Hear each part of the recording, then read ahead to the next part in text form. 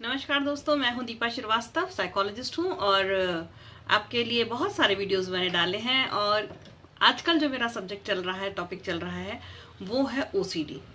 OCD के sufferer जो हैं वो बहुत ज़्यादा परेशान होते हैं और काउंसलिंग से उनको आसानी से ठीक किया जा सकता है, बशर्ते कि कुछ दिन लगातार काउंसलिंग हो। अगर काउंसलिंग में ब्रेक होता है तो काउंसलिंग का इफेक्ट जो है वो खत्म हो जाता है, क्योंकि ओसीडी के सफरर जो होते हैं वो अपने ही गुंताड़े में, अपने ही थॉट में रहते हैं।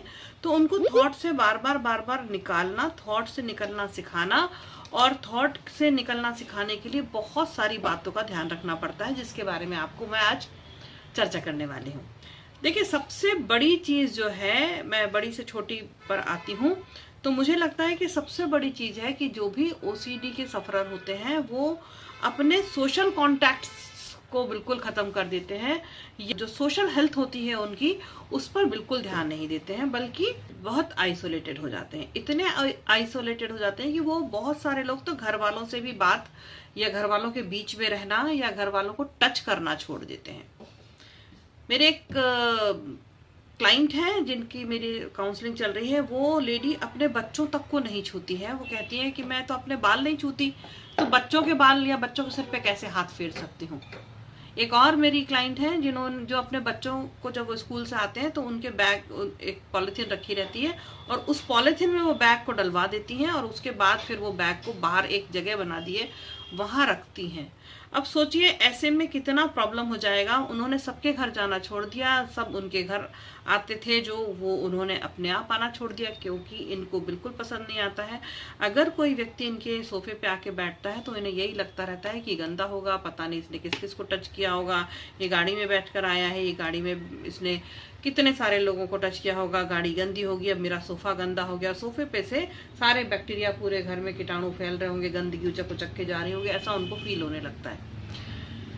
अब ऐसी कंडीशन में तो डेफिनेटली यही होगा ना कि जो सफरर है वो धीरे धीरे आइसोलेटेड हो जाएगा। और ये बहुत तकलीफ वाली बात है, ये कोई बहुत अच्छी बात नहीं है, मतलब ये बड़ी खुशी की बात तो है नहीं। ऐसे में उसके जो विचार हैं, जो उसके ओसीडी वाले विचार हैं, वो और सर चढ़ के बोलेंगे, क्योंकि अब तो वो दूसरे लोगों के बीच में भी नहीं है। मैंने कुछ ही दिन पहले एक वीडियो में आपको बताया था कि मेरे एक क्लाइंट हैं जो कि ओसीडी सफरर हैं। उन्होंने बताया कि उनके घर में एक हफ्ते के लिए उनके इन-लॉज आने वाले हैं और 2-3 रिलेटिव और उनकी, मतलब इन-लॉज वाले रिलेटिव आने वाले हैं। तो जब वो आके चले गए, फिर उनकी काउंसलिंग हुई, तो मैंने उनसे पूछा कि कैसे उन्होंने दिन बिताए। तो उन्होंने बताया कि मैं किसी तरह अपने आप को कंट्रोल करती थी, जब वो नहीं देखते थे तब हाथ धोती थी, और ऐसे करके उन्होंने एक हफ्ता निकाला। मतलब ये हुआ कि इतने दिनों तक वो अगर सोशल कांटेक्ट में थी, मतलब अपने रिलेटिव्स के बीच में थी, दूसरे लोग जो उन पे जिनकी नजर में वो आ सकती थी, उनसे बचने के लिए उन्होंने अपने ओसीडी को कंट्रोल किया। तो आपका अगर कोई आपके परिवार में ऐसा कोई है जो ओसीडी सफरर है, तो उसको प्लीज अकेला मत छोड़िए। और अगर आप खुद सफरर हैं तो आप ये मान के चलिए कि आप कितनी भी थेरेपी ले लेंगे, आपका थेरेपिस्ट आपको बार बार बोलता होगा, अगर मेरे क्लाइंट हैं अगर आप, तो मैं भी बोलती हूँ कि लोगों के बीच में जाना शुरू करो, लोगों के से बात करो, बाहर निकलो, थोड़ी देर बाहर निकलो, थोड़ी देर बाहर का नज़ारा देखो। मतलब बाहर की दुनिया से संपर्क मत काटो। अगर काट लोगे बाहर की दुनिया से संपर्क, तो फिर आप ये समझ लीजिए कि आप बहुत ज़्यादा ओसीडी के घेराव में आ जाएंगे। ठीक है, तो आपको खुद हिम्मत करके थोड़ा सा लोगों से बातचीत करना पड़ेगा। अब जैसे लोगों के बीच में आप नहीं जा पा रहे और बहुत आइसोलेटेड हो गए हैं, तो व्हाट्सअप करिए, तो सोशल मीडिया पर उनको देखिए, तो कॉल करिए, लेकिन किसी ना किसी तरह से लोगों से कांटेक्ट बनाइए। कुछ लोगों के वीडियोस देखिए, पॉडकास्ट देखिए, मतलब लोग दिखने चाहिए, लोग आपके जहन से जाने नहीं चाहिए। ये जो लोग होते हैं, ये जो सोसाइटी होती है, जो हम ह्यूमन कांटेक्ट में रहते हैं, ये हमको बहुत सारी परेशानियों से बचाता भी है। हमारी सोल आपस में एक दूसरे को कनेक्ट करती हैं, हमारे विचार कनेक्ट करते हैं, हमारे हाव भाव कनेक्ट करते हैं। और अगर हम ऐसा करना छोड़ दें तो हम बहुत आइसोलेटेड हो जाते हैं, तब बचना बड़ा मुश्किल हो जाता है। तो ये थी मेरी पहली आज की आपको टिप। कुछ इम्पॉर्टेंट बातें हैं और जो मैं आज आपसे करना चाहूंगी। बहुत ज्यादा ध्यान रखना है कि आप खा पी क्या रहे हैं। न्यूट्रिशन का ध्यान अगर आप रखते हैं, आपकी बॉडी में क्या जा रहा है, क्योंकि मेरे नॉलेज में जितने लोग हैं वो बहुत ज्यादा खाना पीना थोड़ा सा छोड़ देते हैं। एक सफरर है जिन्होंने मुझसे काउंसलिंग ली, तो उनको जब मैंने कहा कि आप अनार का जूस पीजिए, पाइनएप्पल का जूस पीजिए, अनार या पाइनएप्पल खाइए, तो वो क्योंकि वो गंदा होगा, वो कहाँ से होके आया होगा, तो उन्होंने अनार और पोमेग्रेनेट और पाइनएप्पल खाना भी नहीं, मतलब खाना भी छोड़ दिया। अब आप सोचिए कि इस तरह से अगर आप नहीं कर पाएंगे अपने आप को कनेक्ट, अपने न्यूट्रिशंस को नहीं देखेंगे और अपने, तो कैसे ठीक होंगे ना। तो ठीक होने के लिए अगर आपके थेरेपिस्ट आपको कुछ खाने पीने में अंतर बताते हैं, कुछ चेंज करवाते हैं, तो करिए और बिलीव करके करिए, कुछ नहीं होगा। जैसे आप रोटी खा रहे हैं ना, रोटी खा रहे हैं, सब्जी खा रहे हैं, तो दही भी खाइए जरूर और चटनी जरूर खाइए। चटनी बहुत अच्छी चीज होती है। किसी भी जो भी हरा धनिया, हरा पुदीना, ये भी जो चीजें होती है ना, जो रॉ फॉर्म में होती है ना चटनी, तो अपन बाकी सब्जी जो बनाते हैं उसको तो अपन बघार देते हैं, उसमें छौंका लगा देते हैं, तो वो उसके न्यूट्रिशंस जो होते हैं वो बहुत सारे उड़ जाते हैं, उसके तत्व खत्म हो जाते हैं। लेकिन जो चटनी होती है उसके तत्व खत्म नहीं होते, और वो रॉ फॉर्म में अगर आप इतनी सारी खा लेते हैं किसी तरह, देखो ठीक होना है तो ये सब तो करना ही पड़ेगा। तो ध्यान रखिए कि कितना प्रोटीन आपके इंटेक हो रहा है, कितना फैट आप इंटेक कर रहे हैं, कितना कार्बोहाइड्रेट इंटेक कर रहे हैं। इन सबको मिला करके आप क्या क्या खा रहे हैं थोड़ा सा सर्च कर लीजिए। मैं अभी एक वीडियो बना दूंगी 1-2 दिन में ही कि न्यूट्रिशन कैसे कैसे कितना कितना खाएं तो आप बहुत बहुत हेल्दी रहते हैं। और विटामिन्स कौन कौन से ले रहे हैं, और 2-3 विटामिन्स का ध्यान आपको रखना ही है, विटामिन D3, विटामिन B12 और विटामिन B6। इन तीनों का ध्यान रखना है, टेस्ट भी कराना है। अगर कम ज्यादा है तो इसको आपको लेना ही लेना है। और दोनों कंडीशन में, कभी कभी B12 ज्यादा भी हो जाता है किसी किसी की बॉडी में, वो भी बहुत परेशान करता है, फिर एकदम से कम भी हो जाता है तो वो भी बहुत परेशान करता है। तो ये जो है ना, हमारा जो न्यूरोटिक सिस्टम होता है ना, नर्वस सिस्टम, जो न्यूरॉन्स हैं हमारे, वो उनका हेल्दी होना, विटामिन B12 और विटामिन D3, ये दोनों उनके लिए बहुत ज्यादा जरूरी होते हैं, वही उनका फूड होता है, तो उसका ध्यान रखना है। एक ये बात हो गई। अब एक और बात मैं आपको कहूंगी आज के दिन, बहुत इंपॉर्टेंट सी एक चीज है कि आपकी लाइफ कैसी चल रही है। बुरा सा प्रश्न है, मतलब बेकार सा प्रश्न है, क्योंकि अगर OCD सफरर है तो लाइफ तो तहस नहस हो ही गई है। अब जो ये लाइफ तहस नहस हो जाती है, उसके साथ साथ आपके फैमिली पर्सन, आपके रिलेटिव्स, आपके फ्रेंड्स, सब लोग सफर करते हैं। तो एक बात बहुत ध्यान से, मैं तो कहती हूँ भले लिख करके रख लीजिए, इतना बड़ा एक पेपर लीजिए, उस पर लिख करके रख लीजिए कि OCD सफरर मैं हूं, मेरी फैमिली OCD सफरर नहीं है। वो नॉर्मल जी रहे हैं, उनको नॉर्मल जीने दीजिए। आपको अगर कंटामिनेशन है, आपको अगर फियर है, आपको अगर हार्म है, आपको अगर प्रॉब्लम है, सबसे ज्यादा कंटामिनेशन और रीचेकिंग वाले जो होते हैं, ये लोग अपने फैमिली पर्सन को भी इन्वॉल्व कर लेते हैं अपनी OCD में। तो प्लीज ऐसा मत करिए। मेरे कम से कम नहीं तो 8 से 10 क्लाइंट हैं जो कि कंटामिनेशन और रीचेकिंग के सफरर हैं। वो सब इतने परेशान कर दिए हैं उन्होंने अपनी फैमिली को कि अपने बच्चों को भी वो हाथ धुलवाते हैं बराबर, बार बार। 4-5 ऐसे सफरर हैं, OCD के सफरर हैं, जो जिन्होंने मुझसे काउंसलिंग ली, उन्होंने अपने बच्चों को बाहर खेलने जाना मना करवा दिया था। अब जाने लगे, और अब जब मैंने उनको जब उनको काउंसलिंग किया और उनको समझाया कि अपने बच्चों को बाहर जाने दो, इससे आप ठीक होगे। और रियली जब बच्चा बाहर खेलने गया, एक की बच्ची साइकिल चलाने गई, और जब वो लौटी तो मैंने बोला कि आप उस हैप्पीनेस को फील करो और लिख लो उस हैप्पीनेस को कि आज मेरी बिटिया, आज मेरी बच्ची जो कि करीब 10-11 साल की है, आज मेरी बच्ची साइकिल चलाने बाहर गई, और उसके चेहरे पे जो खुशी है उसको देखो ध्यान से, उसको आंखें फाड़ के देखो, उसको महसूस करो। आपका बच्चा जब बाहर खेलने जाएगा और वो क्रिकेट खेल के आता है, एक बच्चा है जो फुटबॉल खेलता था, वो फुटबॉल खेलने गया, तो वो जो खेल से उसके अंदर जो खुशी आई है, उस खुशी को आप महसूस करो। अगर आप OCD सफरर हो, उसकी खुशी आपको खुशी देगी, सेटिस्फेक्शन देगी।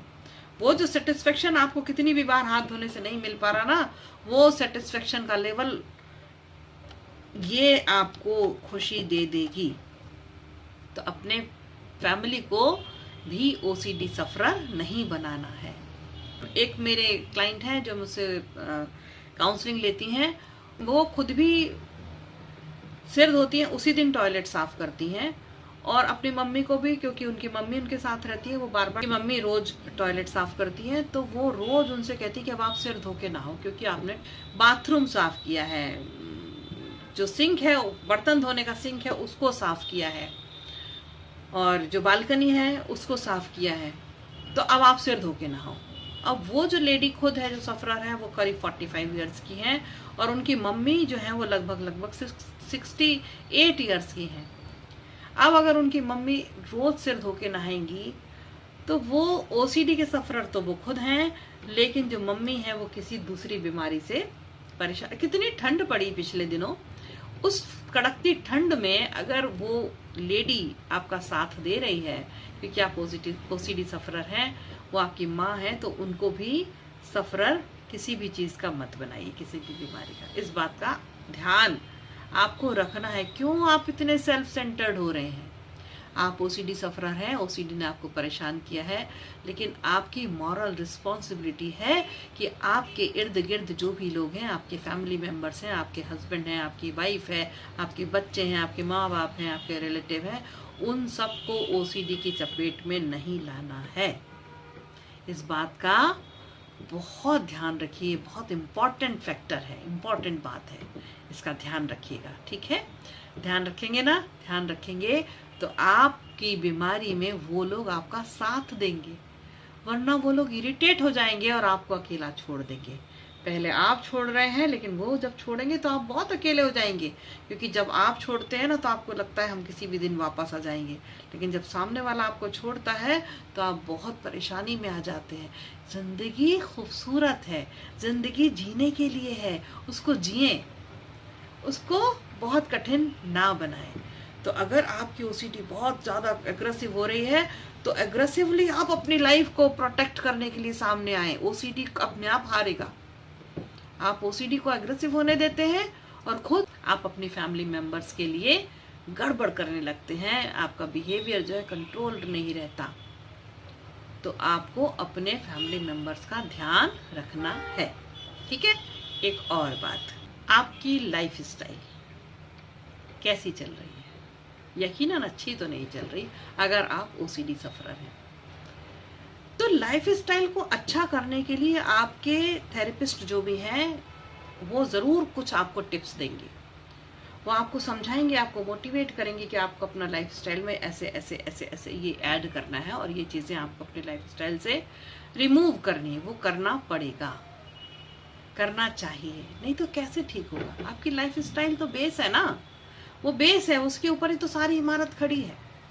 तो अगर आप अपनी लाइफ स्टाइल को ठीक नहीं करते हैं और नहीं आप अपने चेंजेस लाते हैं अपनी लाइफ स्टाइल में तरह तरह के, तो कितनी मुश्किलें होंगी आपके थेरेपिस्ट को आपको समझाने में। आपकी ज़िंदगी बहुत इम्पॉर्टेंट है। आप कितने ही गोलियां खा लीजिए जिसके सेरोटोनिन बनेगा, ऑक्सीटोनिन बनेगा और एंडोर्फिन्स आ जाएगा। आप अगर अपनी लाइफ स्टाइल, अपने न्यूट्रिशंस, अपने रोज़मर्रा की जो ज़िंदगी है, अपनी सोच, इस पे काम नहीं करेंगे, तो गोलियां खाने से जो सेरोटोनिन बनता है वो आपकी बॉडी में वो काम नहीं करेगा जो आपके ख्याल, आपके थॉट, आपकी एफर्ट्स करते हैं। आपके एफर्ट्स ज़्यादा अच्छे होने चाहिए। अपने आप एंडोर्फिन्स बनेंगे, अपने आप सेरोटोनिन बनेगा, अपने आप ऑक्सीटोनिन बनेगा। अगर आप अपनी ज़िंदगी में थोड़ा सा संगीत ले आते हैं, अगर आप अपनी ज़िंदगी में थोड़ा सा रस ले आते हैं, थोड़ा मूवी देखिए। मैं अपने जो क्लाइंट हैं, मैं जो ओसीडी सफरर हैं, उनको मैं बोलती हूँ कि अपने बच्चों के साथ बैठ के कोई मूवी देखिए। वो कहने लगे कि हमने तो अपने घर से टीवी ही हटा दिया। मैंने कहा नहीं, टीवी वापस लगाइए। एक जो टेलीविज़न होता है वो भले ही इडियट बॉक्स कहलाता है, लेकिन आपके लिए बहुत ज़रूरी है। क्यों? क्योंकि वो एक ऐसी जगह है जहाँ पर बैठ के आप पूरी फैमिली के साथ अगर थोड़ी देर कोई भी टीवी का शो देखते हैं, रियलिटी शो देखते हैं, वो कितना भी अच्छा ना हो, उसके बारे में कितना क्रिटिसाइज कर ले लोग, लेकिन मेरा ये सोचना है कि वो आप जब साथ में देखते हैं तो आपको एक अलग सा सेटिस्फैक्ट्री लेवल आपका बढ़ता है, और एंडोर्फिन्स तो उसी से बढ़ जाएगा, ज़रूरत ही नहीं दवाइयाँ खाने की। तो अपने लाइफ स्टाइल पर काम करना पड़ेगा, करिए। छोटे छोटे टिप्स हैं, मुझसे बात करिए, किसी और साइकोलॉजिस्ट से बात करिए, जो आप जिसको अप्रोच कर सकते हैं उनको करिए। और लास्ट में एक और बात जो मैंने कल भी अपने वीडियो में बताई थी, वो ये कि थेरेपिस्ट को थोड़ा सा वक्त दीजिए। थोड़ा सा लंबा होता है किसी किसी का केस, बहुत हड़बड़ी में ठीक नहीं होती हैं ये चीज़ें। ये विचारों को बदलने की थेरेपी है, इतनी जल्दी यूं चुटकी बजा के नहीं होती। भरोसा रखिए, भरोसा उसको दिलाइए, भरोसा अपने आप को दिलाइए, भरोसा फैमिली वालों को दिलाइए कि हम ठीक हो रहे हैं और फटाफट हम पूरे ठीक हो जाएंगे। करेंगे ना ऐसा? ये ज़िंदगी बहुत खूबसूरत है, जीने के लिए है, काटने के लिए नहीं है। इस ज़िंदगी को खूबसूरती से जिए और ओसीडी को अपनी लाइफ से बाय बाय कह दें। ये बहुत सारे इंपॉर्टेंट चीज़ें मैंने आपको बताई हैं। कल फिर मिलते हैं एक और वीडियो के साथ। मैं दीपा श्रीवास्तव हूँ। अगर आपको लगता है कि कोई आपके पास प्रश्न है तो मेरे कमेंट बॉक्स में जाइए, प्रश्न करिए, मैं ज़रूर आपके प्रश्नों के उत्तर दूंगी। मैं वीडियो भी बनाऊंगी। अभी कोई ऐसे बहुत बड़े प्रश्न मेरे पास नहीं थे, इसलिए मैंने वीडियो नहीं बनाया है। तो अगर आप कोई प्रश्न करते हैं तो मैं उस पर भी वीडियो बनाऊंगी। कुछ लोगों ने मुझे कुछ तरह के वीडियो बनाने के लिए बोला भी है, तो मैं जल्दी से जल्दी वो वीडियो भी बनाऊंगी। पर्टिकुलर एक तरह के ओसीडी पर भी बनाऊंगी। एंग्जाइटी, डिप्रेशन, रिलेशनशिप में बहुत सारी प्रॉब्लम होती है, उन सब पर मेरा बहुत अच्छा कमांड है। आप मुझसे काउंसलिंग सेशन के लिए भी बात कर सकते हैं। नंबर आप मेरा कमेंट बॉक्स में मांग सकते हैं, मैं आपको दे दूंगी। तो फिर मिलते हैं अगले वीडियो में। अगर आपने मेरा वीडियो देखा है तो प्लीज़ बेल आइकॉन दबाइए और लाइक करिए, शेयर करिए और सब्सक्राइब करिए मेरा चैनल। और कोशिश करिए कि कुछ लोगों से और सब्सक्राइब कराएं जिनको इसकी ज़रूरत है, अपने फैमिली मेम्बर से। और अगर किसी को कोई प्रॉब्लम है तो मेरा वीडियो उनके साथ शेयर करिए। थैंक यू सो मच मेरा वीडियो देखने के लिए, बहुत बहुत धन्यवाद। और आप लोगों के जब कमेंट आते हैं तो मुझे बहुत मोटिवेशन मिलता है, अच्छा लगता है।